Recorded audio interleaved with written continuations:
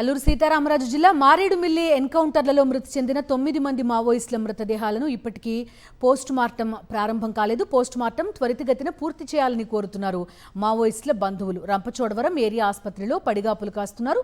మరోవైపు రంపచోడవరం అడవుల్లో ఉధృతంగా ఆపరేషన్ సంభవ్ కొనసాగుతోంది. అడుగడుగునా తనిఖీలు చేస్తున్నారు భద్రతా బలగాలు.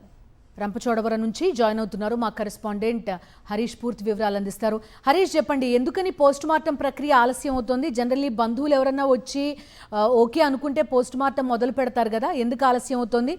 మారేడుమిల్లి అటవీ ప్రాంతంలో ప్రస్తుతం వాతావరణం ఎలా ఉంది హరీష్?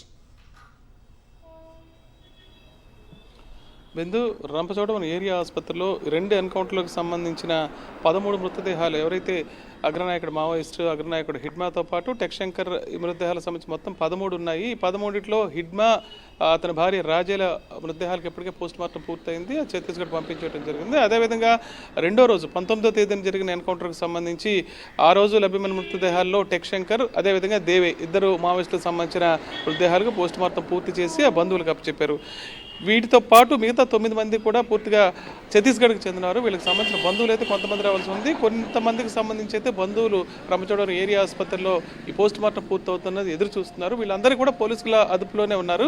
పోలీసులు కూడా బయట మీడియాతో వీళ్ళని మాట్లాడించే పరిస్థితి కూడా ఎక్కడ కనపట్లేదు. వీళ్ళంతా త్వరితగతిన పోస్ట్ మార్టం పూర్తి చేస్తే బాడీని తీసుకువెళ్తామని అక్కడ ఎదురు చూడడం జరుగుతుంది. అయితే పోలీసులు మాత్రం ఎందుకు ఆలస్యం చేస్తున్నారన్న విషయం ఏదైతే స్పష్టమైన రీజన్ ఏమీ చూపించట్లేదు. 4 మృతదేహాలు ఏవైతే పెద్ద నాయకులు ఉన్నారో వాళ్ళే మాత్రం చేసి వెంటనే పంపించడం జరిగింది. మిగిలిన వాళ్ళు పోస్ట్ మార్టం ఎప్పుడు జరుగుతుందని ఎదురు చూసే పరిస్థితి అయితే అక్కడ నెలకొంది. మరోవైపు ఏజెన్సీలో అయితే కూంబింగ్ ఇంకా కొనసాగుతుంది.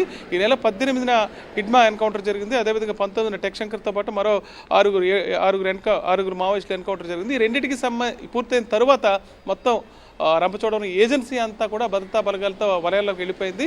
మొత్తం ఎక్కడ చూసినా భద్రతా బలగాలే కనిపిస్తున్నాయి. అనుమానం వచ్చిన ప్రతి చోట ఇప్పటికే పూర్తి స్థాయిలో కూంబింగ్ చేస్తున్నారు. అదేవిధంగా ఎక్కడికక్కడ తనిఖీలు కూడా నిర్వహిస్తున్నారు.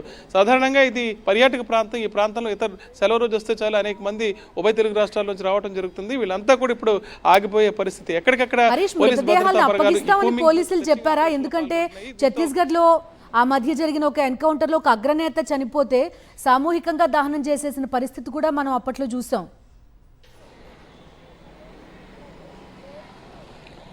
బిందు, ఇక్కడ మృతదేహాలు లభ్యమయ్యాయి. ఎక్స్చేంజ్ ఫైర్లో వీళ్ళ మృతి చెందినట్లు పోలీసులు ఇప్పటికే ప్రకటించారు. దీనికి సంబంధించి ఏపీ డీజీపీ కూడా నిన్న అక్కడికి వచ్చి అక్కడ పరిస్థితిని కూడా పరిశీలించారు.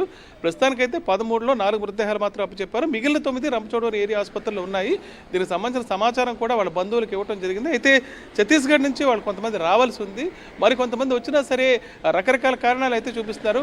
కొన్ని సందర్భాల్లో పోస్ట్ మార్టం పూర్తి కావాలంటే మిగతా కార్యక్రమాలు కూడా కాస్త ప్రాసెస్ ఫార్మాలిటీస్ కూడా ఉన్నాయి. దీనికి సంబంధించి రెవెన్యూ, అదేవిధంగా ఫోరెన్సిక్, అదేవిధంగా వైద్య సిబ్బంది కూడా అక్కడ అవసరం అవుతారు. వీళ్ళందరూ గ్యాదర్ అయిన తర్వాత ఈ పోస్ట్ మార్టం ప్రక్రియ ప్రారంభమై కొన్ని గంటలు పడుతుంది ఇది పూర్తి అవడానికి.